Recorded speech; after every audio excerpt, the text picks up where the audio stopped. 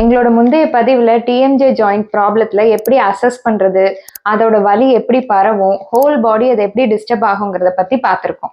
இந்த பதிவுல TMJ joint பெயின்ல நீங்களே எப்படி செல்ஃபா ரிலீஸ் பண்ணலாங்கிறத பார்க்க போறோம். வாங்க பார்க்கலாம். ஃபர்ஸ்ட் வந்து ஸ்ட்ரெச்சிங்க. ஃபர்ஸ்ட் ஃப்ரண்ட்ல இருக்கிற நெக் மசில், அந்த டிஎம்ஜே மசில் ஸ்ட்ரெச் பண்றதுக்கு ஃபர்ஸ்ட் கையை இப்படி வச்சுக்கோங்க. வச்சுட்டு தலையை இப்படி நேராக மேலே தூக்குங்க. அதே மாதிரி இந்த சைடு வச்சுட்டு ஆப்போசிட்டா,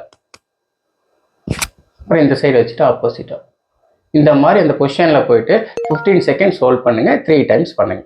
டிஎம்ஜே ஜாயிண்ட் பக்கத்தில் இருக்க மசிலில் எங்கே வலிக்குதோ அங்கே டைரெக்டாக அப்படியே ப்ரெஸ் பண்ணி ஒரு 20 செகண்ட்ஸ் ஹோல்ட் பண்ணுங்க. ஹோல்ட் பண்ணிட்டு ஸ்லோவாக அப் அண்ட் டவுன், அப்புறம் சைட், அப்புறம் clockwise, anticlockwise, இந்த மாதிரி ஒரு 1 மினிட் ரிலீஸ் பண்ணிங்கன்னா நல்லா ரிலீஸ் ஆகும். அடுத்து ஸ்ட்ரென்தனிங் எக்ஸசைஸ்ங்க. அதுக்கு வந்து தாடையில் வந்து இந்த மாதிரி 2 விரலை வச்சுட்டு நல்லா ரெசிஸ்டன்ஸ் கொடுத்துட்டு ஸ்லோவாக ஓப்பன் பண்ணுங்க.